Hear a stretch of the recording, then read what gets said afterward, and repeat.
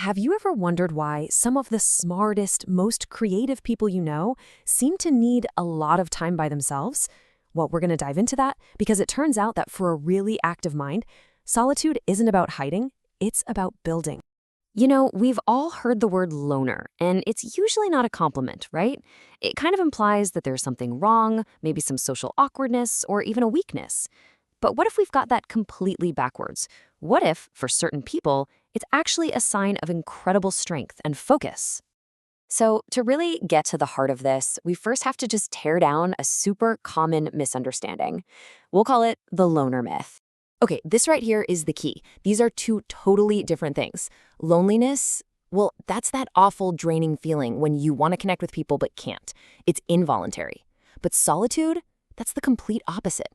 It's a choice. It's something you do on purpose to recharge your batteries. So one is a negative state, the other is a really positive choice. And once you get that solitude is a choice, the whole picture changes. It's not some sad, empty room anymore. For a deep thinker, it's more like a sanctuary. I mean, this quote just nails it, doesn't it? For a minute, just picture that. The mind is so busy, so fired up, connecting different thoughts and exploring new ideas, that being alone is actually the most stimulating place it can be. It's anything but empty in there. Okay, so why? Why is that? What's actually happening in the brain that makes being alone so incredibly valuable? Well, this gets us to the idea of the interrupted mind. So the key concept here is something called deep thinking networks. Now, this isn't just you daydreaming. This is a special state your brain goes into, an intense, unbroken focus that you absolutely need to solve tough problems or come up with a brilliant new idea. But here's the catch. That state is incredibly fragile. And this is where the problem comes in. Because as wonderful as socializing is, it can be the number one thing that shatters those delicate networks. Every little bit of small talk, every, hey, how's it going, forces your brain to switch gears and pull resources away from that deep, important work. And it creates this interruption cycle. Picture it. You're totally in the zone, deep in thought. Then a social interaction starts. Doesn't even have to be a big one. Instantly, your brain's focus is pulled away. And just like that, poof, the creative flow is gone. And getting back into that deep state can take way longer than you'd think. So, if being social can break that focus, what's the big reward? What is so precious that it's worth protecting with all this alone time? Well, it's all about unlocking that amazing state of creative flow.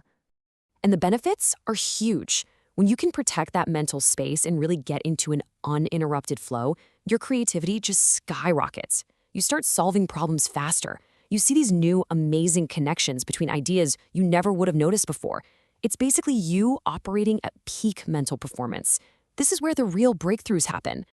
So we really need to start looking at this need for alone time in a totally new light. Solitude isn't some kind of weakness or a flaw. For an intelligent mind, it's a powerful and totally necessary tool. And let's be really clear, this is not about being antisocial. It's not about avoiding people at all. It's a strategic move. It's about protecting that precious, quiet mental space you need to do your best work, to innovate, to have that flash of brilliance. It's about building a safe harbor where your best ideas can be born. Which really just leaves us with one final thought. If you were to intentionally carve out a little more of that quiet time and treat it not as emptiness, but as your own productive workshop, what amazing things could you achieve in your own intellectual sanctuary?